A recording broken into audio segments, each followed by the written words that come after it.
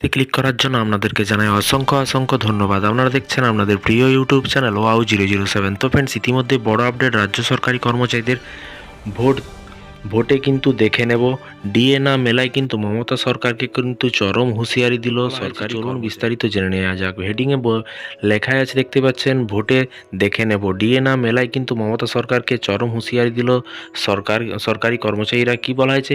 বাংলার হান্ট থেকে নিউজটি প্রকাশিত হয়েছে।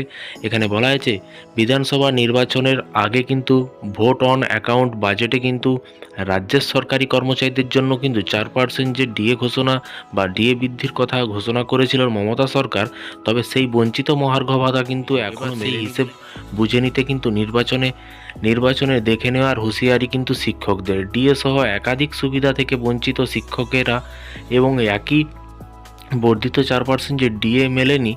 আবার কিন্তু সুপ্রিম কোর্টের নির্দেশে পঞ্চম পে কমিশনের বকেয়া মেটানোর কাজ কিন্তু শুরু হলেও শিক্ষকেরা কিন্তু এখনও কোনো টাকা পায়নি এবং পাচ্ছেন না সরকারি হেলথ স্কিমের সুবিধা। এই সমস্ত অভিযোগ জোড়ো করে কিন্তু রাজ্য সরকারকে রীতিমতো হুঁশিয়ারি ক্ষুব্ধ কিন্তু শিক্ষকেরা এবং শিক্ষকদের একাংশের কথায় কিন্তু ডিএ বা যে কোনো সুবিধার ক্ষেত্রে কিন্তু বঞ্চিতদের কিন্তু তালিকা সবার উপরে কিন্তু শিক্ষকদের অবস্থান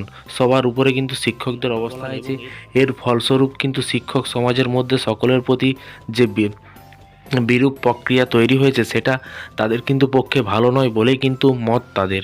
এবং বিধানসভা ঘোষণা হয়েছে গত 5ই ফেব্রুয়ারি, তার প্রায় 2 মাস পরেই কিন্তু কেন মহার্ঘ ভাতা সংক্রান্ত কোনো বিজ্ঞপ্তি প্রকাশ হলো না, সেই নিয়ে কিন্তু হতাশা সরকারি কর্মচারীরা।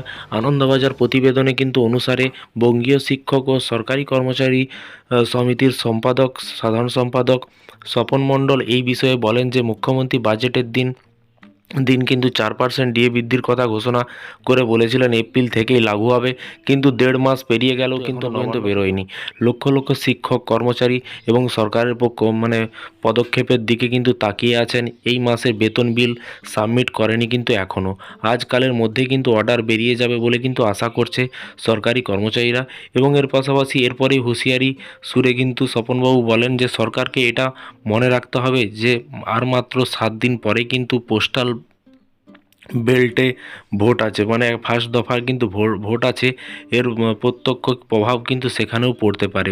উদ্দেশ্য এবং উল্লেখ্য এখানে বলা হয়েছে, দেখতে পাচ্ছেন, বাজেটে অর্থমন্ত্রী চন্দ্রিমা ভট্টাচার্য সরকারি কর্মচারীদের মহার্ঘ ভাতা বৃদ্ধি করার বিষয়টি কিন্তু জানিয়েছিল যে বর্ষের শুরু থেকে কিন্তু অর্থাৎ 1 এপ্রিল থেকে কার্যকর হবে। তবে এখনও পর্যন্ত সেই বিষয়ে কিন্তু কোনো আপডেট নেই। বিধানসভা ভোটের নির্ঘণ্ট ঘোষণা হয়ে যাওয়ার পরেও কিন্তু এখানে ইতিমধ্যে বাজেটে ঘোষিত যে ডিএ বৃদ্ধি নিয়ে এখনও কিন্তু কোনো বাচ্চ নেই সরকারের।